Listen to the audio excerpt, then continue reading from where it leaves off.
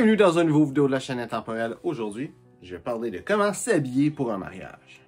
Donc, ce que je disais par s'habiller pour un mariage, ça va être plus spécifiquement s'habiller comme invité dans un mariage. C'est quelque chose que je vois beaucoup de monde se poser comme question, qu'est-ce qu'on porte dans un mariage, et je pense que c'est une bonne idée de faire une vidéo qui explique ça.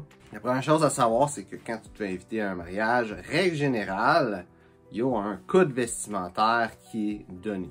Maintenant, c'est pas impossible, surtout de nos jours, qu'il n'y a pas de code vestimentaire qui dit tout simplement.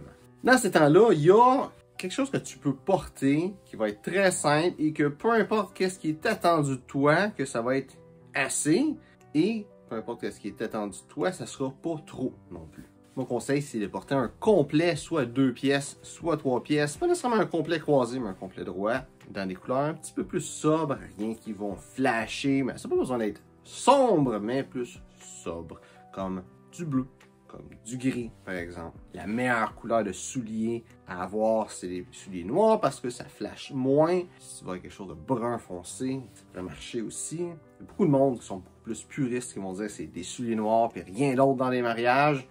Nos jours, c'est un petit peu plus de flexibilité. Mais c'est sûr, si tu te mets des souliers Bourgogne, si tu te mets des souliers en suède bleu, si tu te mets des souliers brun pâle, ça va flasher, puis ça marche pas. Pour qu'est-ce qui est du reste de ce que tu vas porter, une chemise blanche ou une chemise bleu pâle, ça va être parfait. Commence par rentrer dans des couleurs flamboyantes. Ça va être plus dur à faire fitter ça. De toute façon, c'est des couleurs qui flashent avec des vêtements plus sobres. Puis pour qu'est-ce qui est de la cravate, pas mal tout va marcher. Cravate en soie, tu vas avoir des motifs, ça peut être une cravate unie aussi. Mais là-dessus, tu as beaucoup plus de jeu. L'objectif quand tu t'habilles comme invité dans un mariage, c'est vraiment simple, c'est que tu veux bien paraître, être bien habillé, être chic, être élégant, mais pas nécessairement plus que la personne qui se marie. C'est pour ça que tu as ces règles-là d'être plus sobre.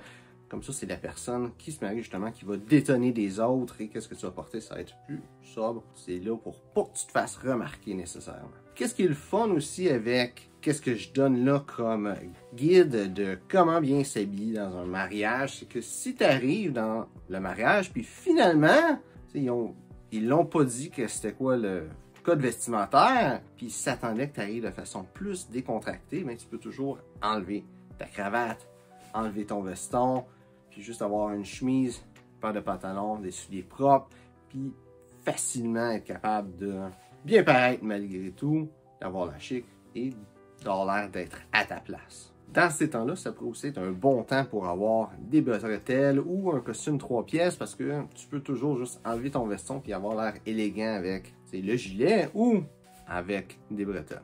Donc, j'espère que dans mes vidéos, si c'est le cas, like et partage. Si vous avez des questions sur le style classique masculin, mettez ça dans les commentaires, ça me fera plaisir de répondre. Donc, merci d'avoir regardé la vidéo et on se voit une prochaine fois.